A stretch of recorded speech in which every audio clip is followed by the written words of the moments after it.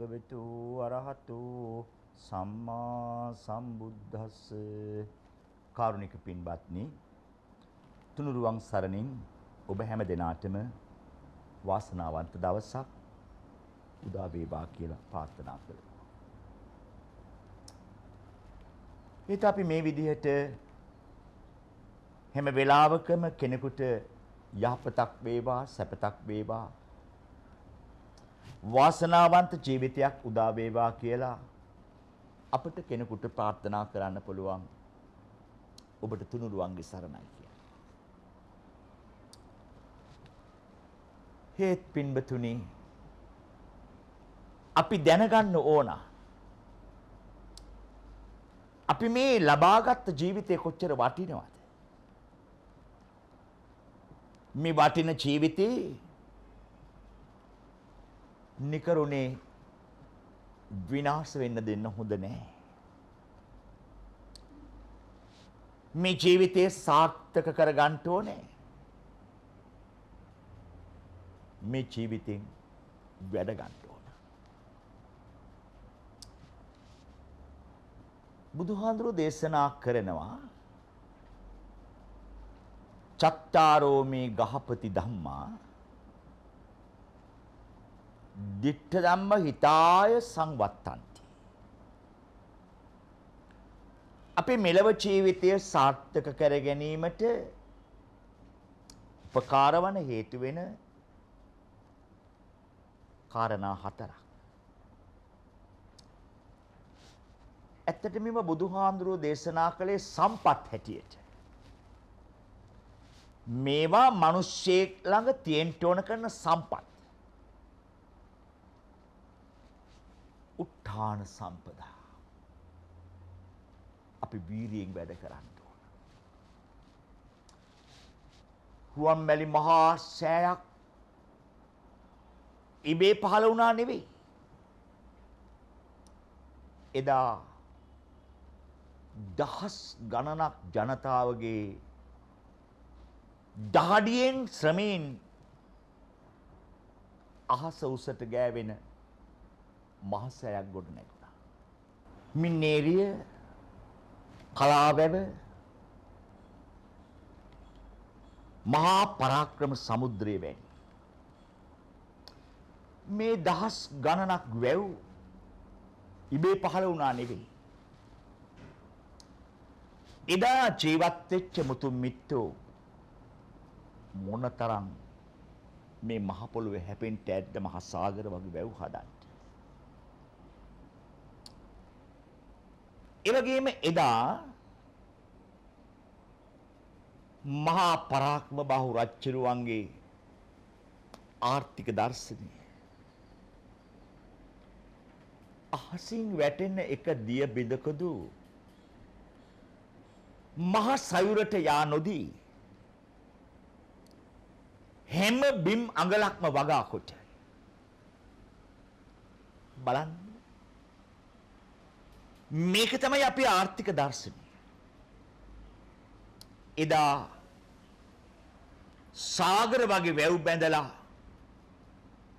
මේ අහසින් වැටෙන හැම දිය බිඳුවක්ම ආරක්ෂා කළා. හැම බිම් අඟලක්ම වගා කළා. ඒ නිසා අපි මේ ගැන හිතමු, කල්පනා කරමු. අපි හැම කෙනෙක්ම අදිෂ්ඨාන කර ගනිමු හැම බිම් අඟලක්ම වගා කරන්න. හැම කෙනෙක්ම මහන්සි වෙන්න සරුස්සාර ගෙවත්තක් හදාගන්න. ඔබේ ගෙවත්තේ එදිනෙදා ආහාර වේලට ඕන කරන හුඟක් දේවල් ඔබට බවා ගන්න පුළුවන්. ඉබේ වැවේවි. ඔබට කැඳ බොන්න හාත වාරිය බැලක්. ඉරමුසු ටික. ඒ වගේම නිවිති බණ්ඩක්කා, බටු වගේ දේවල් හරිම ලේසියෙන් බවා ගන්න පුළුවන්. මල් පෝච්චියක උනත් ගොටුකොළ පඳුරු කීපයක් බවා ගන්න පුළුවන්. ඒ වගේම ඉඩකඩම් තියෙන කෙනෙකුට කොස් ගහක් දෙකක් හිටව ගත්තොත් කොස් ගහ කියන්නේ බත් ගහක් නේ. ඔබට මොනතරම් දේවල් දායාද කරාවිද? ඒ නිසා කම්මැලි වෙන්න එපා. උත්තාන සම්පදා වීරියෙන් වැඩ කරන්න. ඉගෙන ගන්න ළමයිනි. ළමා කාලය කියලා කියන්නේ අපට ජීවිතේ දෙපාරක් ලබා ගන්න පුළුවන් දෙයක් නෙවෙයි. ළමා කාලය හරි සුන්දරයි. හරි ලස්සනයි.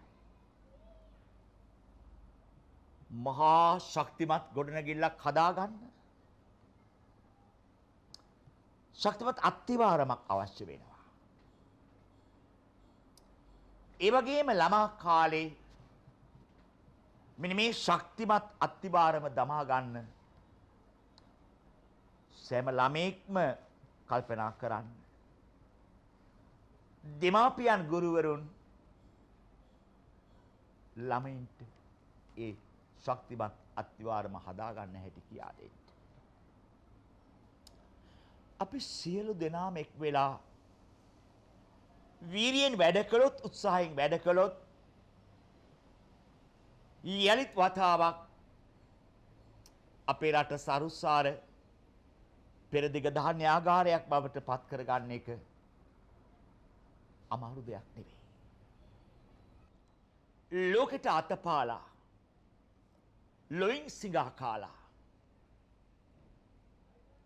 ලෝකේ රට රටවල් වලට ගිහිල්ලා අනුන්ට මෙහෙකාරකම් කරලා සල්ලි හම්බ කළා ඇති. මේ සරුසාර බිමේ අභිමානවත් ජාතියක් හැටියට ජීවත් වෙන්න නම් අපි වීරියෙන් වැඩ කරන්න ඕන. සෑම කෙනෙක්ම තමන්ගේ වගකීම හරියට ඉෂ්ට කරන්න. තමන්ගේ රාජකාරිය හරියට කරන්න. වේලාවට වැඩ කරන්න. එතකොට සියල්ල හොඳින් සිද්ධ වෙයි. උත්තාන සම්පදා ඔබ ළඟ තිබෙන මේ උත්සාහය, වීරිය ඔබට තිබෙන වටිනාම සම්පතක්. ඒ වගේම පින්වතුනි, අපි එක්තරා ප්‍රමාණයකට දවසින් දවසම පිරිහෙනවා. නැති බැරිකම් වැඩි වෙනවා. අගහිගකම් වැඩි වෙනවා. ණය බර වැඩි වෙනවා. එයි අපිට මෙහෙම වෙන්නේ. අපට බැලු පැත්තේ පේන්නේ මහා නාස්තියක්. බලන්න අපි කොච්චර නාස්ති කරනවද? අපි සම්පත් ප්‍රයෝජනයට ගන්නවට වඩා අපි සම්පත් විනාශ කරනවා. අපි පුංචි කාලේ ඉඳලම පුරුදු වෙන්න ඕන දෙයක් අර පිරිමැස්ම. දැන් බලන්න මේ රටේ විදුලිය හරියට නාස්ති කරනවා.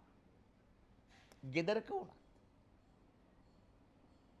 එක විදුලි බබුලක් ඕන තැනට අපි විදුලි බබුලු 10ක් විතර දාගන්නවා. එකයි ඕන කරන්නේ. ඒ වගේම සමහර විට අපිට පේනවා පාරේ යනකොට ගිනි දවාලේ පාරේ විදුලි බබුලු පත්තු වෙනවා. මහා විදුලිය නාස්තියක්. කාර්යාලවල පැය 24ම විදුලි පංකා කැරකෙවෙනවා. විදුලි පහන් දැල් වෙනවා. මේ විදුලිය ඉතුරු කරගත්තොත් අපි ගෙවල් දොරවල් වල වේවා රාජකාරී කරන තැන්වල වේවා කොච්චර විදුලියක් ඉතුරු කර ගන්න පුළුවන්ද? විදුලිය නාස්ති කරන්න එපා. ඒ වගේම ජලය කියලා කියන්නේ සම්පතක්. ජලය නැතුව අපට දවසක්වත් ජීවත් වෙන්න බෑ. ජලය අපි පිරිමහන්න ඕන. ආරක්ෂා කරන්න ඕන. අපට පේනවා ගෙදරක වේවා ප්‍රසිද්ධ ස්ථානවල වේවා කරාමවල ජලය නිකරුණේ ගලාගෙන යන හැටි. දැන් නාන කෙනෙක් කරාමේ අරගෙන නානවා. විනාඩි 10ක් විතර සබන් ගන්නවා. සබන් ගාලා ඉවර වෙනතුරුත් වතුර වැක්කිරෙනවා. දත්මදල ඉවර වෙනකම්මත් වතුර වැක්කිරෙනවා. මේ වැක්කිරෙන්නේ සල්ලි. වතුර නෙවෙයි සල්ලි. ඒ දිය බිඳුවක් හරි නාස්ති කරන එක හරි අපරාධයක්. පරිස්සම් කරන්න.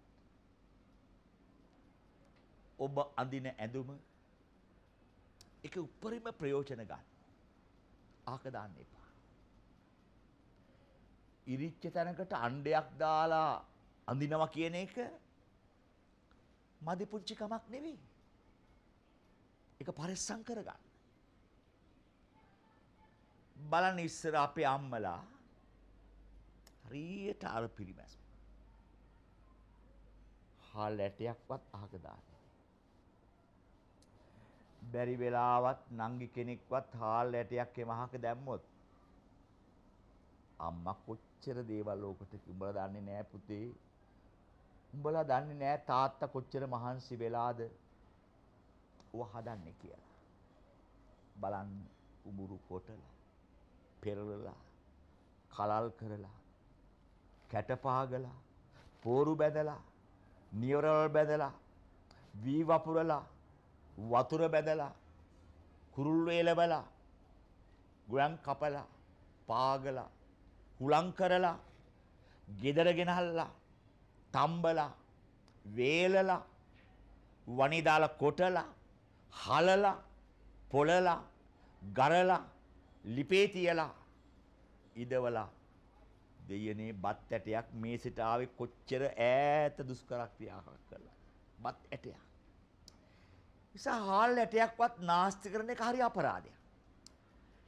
දැන් මේව අම්මලා කියනවා අපිට. නාස්ති කරන්න එපා. බලන්න කොස් කාලෙට අම්මලා වේල් ගණනාවක් කොස් වලින් පිරිමහ ගන්නවා.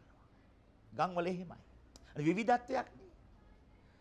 කොස් ඇට ටික පරිස්සම් කරලා ගේ මුල්ලේ දානවා වැලි කොස් ඇට. කොහොල්ල ටික උණ්ඩි කරලා ගේ පිළිකන්න පැත්තේ තියලා තියෙනවා. මොකද කලේ උපරිම ප්‍රයෝජන ගන්න. වතුර කලේ බිම ඇතිල්ලා හිල්ලුනහම ඒකට අලවනවා පැලස්තර. කොහොල්ල ගාලා. දැන් බලන්න කොස් ඉරි ටික කරු ටික එළදෙනට දෙනවා. අටු කොස්සු වේල්ලා දුමේ තියලා තියෙනවා. දැන් මේ අතුරු දැන් මේ වගේ වැහි දවසක ඔන්න වැලි කොස්සට හදනවා. අටු කොස් හදනවා. දැන් මේ කොච්චර අර පිරිමැස්මකින්ද වැඩ කළේ. නිවාඩු වෙලාවට අම්මලා හැන්දෑවට අපි ළමයින්ගේ ඉරිච්ච කලිසම් මහනවා. කමිස මහනවා. එළලනවා. දැන් මේව උපරිම ප්‍රයෝජන ගත්තා. ඒත් අද අපි පුරුදු වෙලා තිබෙන්නේ මහා නාස්තිකාරවාදයකට. රටෙත් නාස්තිය, ගෙදරත් නාස්තිය. විනාශය. ඒ නිසා තියෙන දේ රැකගන්න, ආරක්ෂා කරගන්න, තේරුමක් නැතුව විනාශ කරන්න එපා. එක ගිනි කූරක් ගහන්න ඕන තැනට ගිනි කූරු 10ක් ගහන්න එපා. එක පහනක් අවශ්‍ය තැනට පහන් 10ක් දල්වන්න එපා. මේ විදිහට හැම වෙලේම තියෙන දේ පරිස්සම් කරගන්න, ආරක්ෂා කරගන්න. ඒක සම්පදාවක්. ආරක්ෂක සම්පදා. ඊළඟට බුදුහාමුදුරුවෝ දේශනා කළා මිනිස්සෙකුට තිබෙන වටිනාම සම්පතක් පින්වතුනි කල්යාණ මිත්‍රතා හොඳ යාළුවෝ ආශ්‍රය කරගෙන. බුදුහාමුදුරුවෝ මේ ගැන කොච්චර අපට අනුශාසනා කරලා තියෙනවද? දැන් මංගල සූත්‍රයේ වදාලා අසේවනාච්ච බාලාණං පණ්ඩිතානංච සේවනා. බාලයෝ දුර්ජනයෝ ආශ්‍රය කරන්න එපා. පණ්ඩිතයෝ ආශ්‍රය කරන්න. නබචේ පාපකේ මිත්තේ නබචේ පුරිසාදමේ. අදමයෝ බාලයෝ ආශ්‍රය කරන්න එපා. බජේත මිත්තේ කල්යාණේ බජේත පුරිසුත්තේ. උතුමන් ආශ්‍රය කරන්න. හැම වෙලාවෙම Tamanට වඩා ගුණවත්, Tamanට වඩා නැනවත් උතුමන් ආශ්‍රය කරන්න. ඒ බඳු අයගේ ආශ්‍රය ඔබට යහපතක්. බලන්න බුදුහාඳුරු දේශනා කරනවා එක්කෝ Tamanට වඩා උගත්, Tamanට වඩා ගුණවත් අය ආශ්‍රය කරන්න. එහෙම කෙනෙක් නැතිනම් තමන්ගේ මට්ටමට සරිලන කෙනෙක් ආශ්‍රය කරන්න. එහෙමත් කෙනෙක් නැතිනම් ඔබ හුදෙකලාව තනිව ජීවත් වෙන්න. නරක මිනිස්සු ආශ්‍රය කරන්න එපා. නරක ආශ්‍රයෙන් වෙන්නේ විනාශයක්මයි විපත්තියක්මයි. අපි දන්නවා අද අපේ මේ රටේ ජීවත් වෙන මිනිසුන් අතර බණුහුඟ දෙනෙක් වරදට පෙළඹෙන්නේ නරක ආශ්‍රේ. ඉස්සෙල්ලාම දුම් වැටියක් තනිව පාවිච්චි කළ කෙනෙක් නෑ. යාළුවෙක් දෙන්න. වැලිකඩ හිරගෙදර දාස් ගණනක් ඉන්නවා මත් කුඩු බීලා තිරගත වෙච්ච තරුණියෝ. ඒ තරුණියොත් එක්ක කතා කළාම කියන්නේ ඉස්සෙල්ලාම මත් කුඩු බොන්න කියලා මට පුරුදු කළේ යාළුවෙක්. මත්පැන් වලට ඇබ්බැහි වෙච්ච හුඟ දෙනෙක් ආරම්භ කරලා තිබෙන්නේ යාළුවෙක්ගේ. උපන් දිනයක මගුල් ගෙදරකදී යාළුවෙක්. ඒ නිසා අපිට පෙනෙනවා ඔය ලංකාවේ නම ගිය අපරාධකාරයෝ ගැන හොයලා බලන්න. සමහරු පාසල් ජීවිතේ හරිම දක්ෂ ළමයි. හොඳ ළමයි. ඒත් ඒ කොහොමද මෙතරම් අපරාධකාරයෝ වුනේ? නරක වුනේ. එහෙම දෙනාගෙන්ම කියවෙන දෙයක් ආශ්‍රය. අන්න ඒ නිසා බුදුහාඳුරු දේශනා කළා ජීවිතයකට සම්පතක් කල්යාණ මිත්‍රතා හොඳ යාළුවෝ ආශ්‍රය කරන්න තෝරගන්න. ඊළඟට වදාලා සමජීවිකතා. සමජීවිකතාවය කියලා කියන්නේ ජීවිතයේ සමබර භාවය. ජීවිතයේ සමබරතාවය. ලැබෙනවට වඩා වියදම් කරන්න එපා. නාස්ති කරන්න එපා. බලන්න බුදුහාමුදුරුවෝ මේ උපයන ධනය ක්‍රමානුකූලව වියදම් කරන හැටි කියා දෙනවා. ඒකේන භෝගේ බුංජෙය්‍ය ද්වේහි කම්මං නිදාපේ. එකක් කන්න. දෙකක් වියදම් කරන්න ව්‍යාපාර කටයුතු වලට. චතුත් චන්ත නිදාපේ. හතරවෙනි කොටස තැම්පත් කරන්න ආපදාසු භවිෂ්‍යති. විපත්තියක් වෙච්ච වෙලාවට ගන්න තැම්පත් කළා තියන්න. බලන්න මේ කොච්චර අගේට ධනය වියදම් කරන ආකාරය බුදුහාඳුර කියා දෙනවා. අපිට උගන්වනවා. අද අපි හුඟ දෙනෙක් අපි විතරක් නෙවෙයි.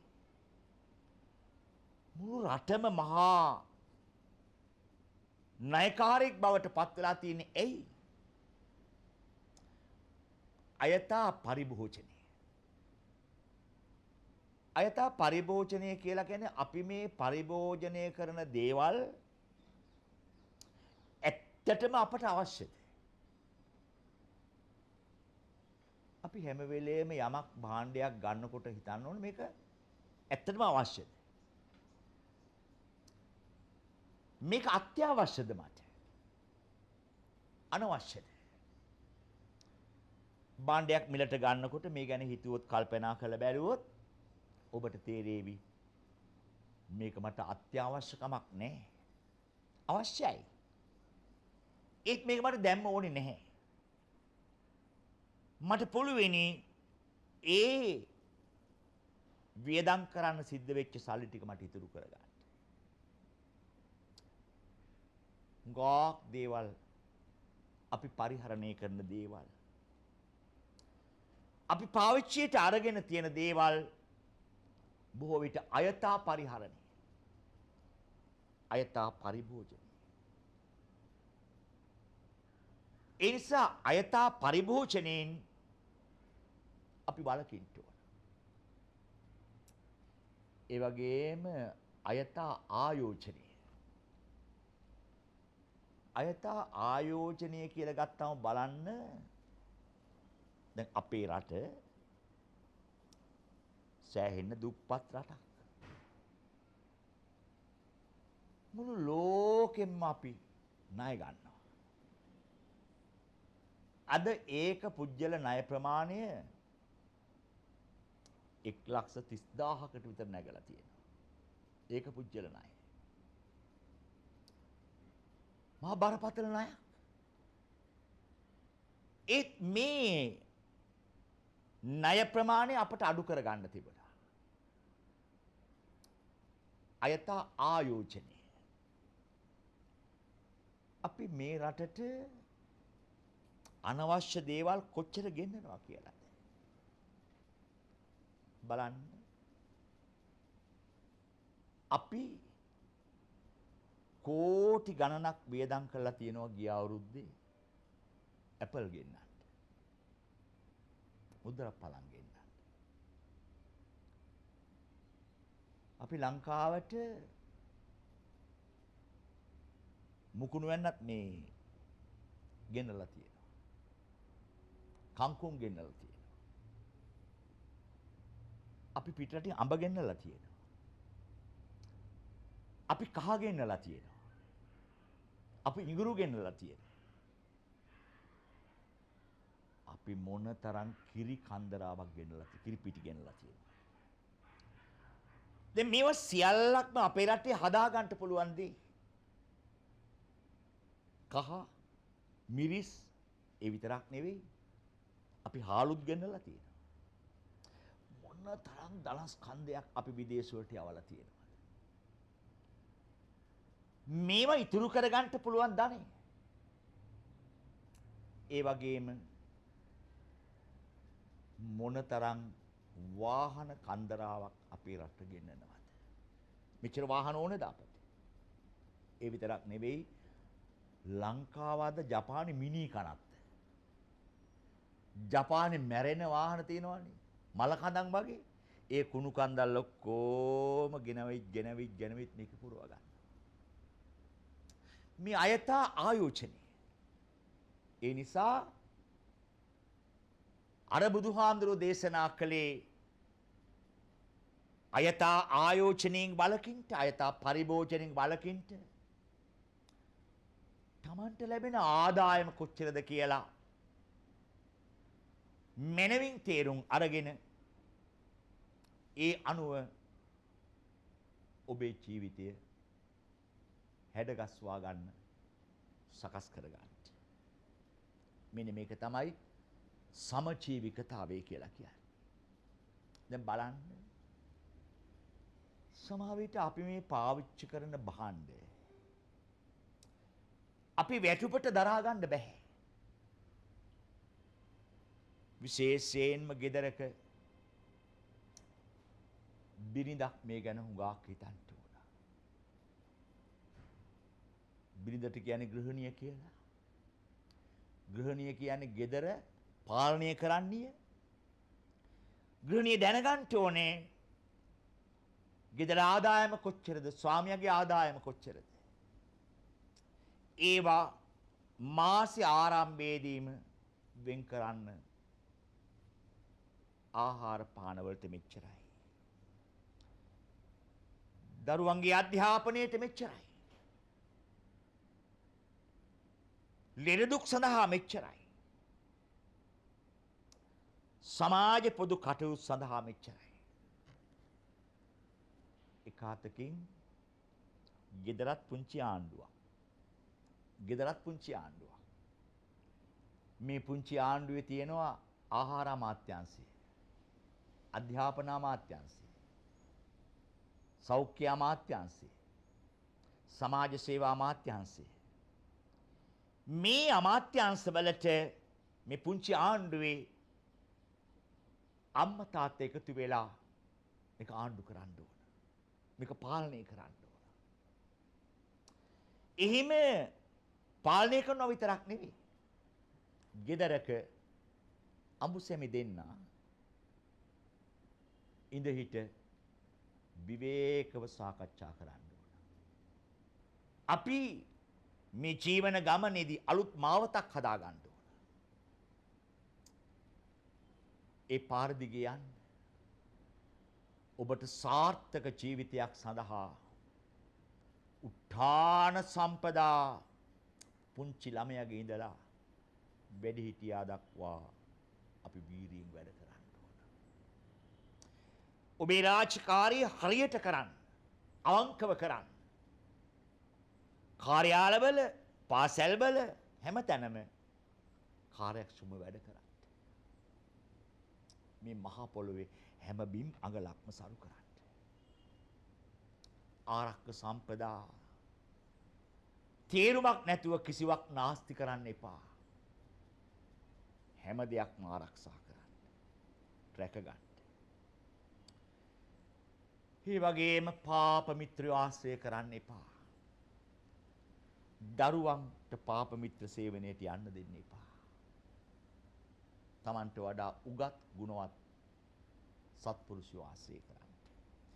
සමජීවිකතා සමබර ජීවිතයක් ගොඩනගා ගන්න. මේ කරුණු හතර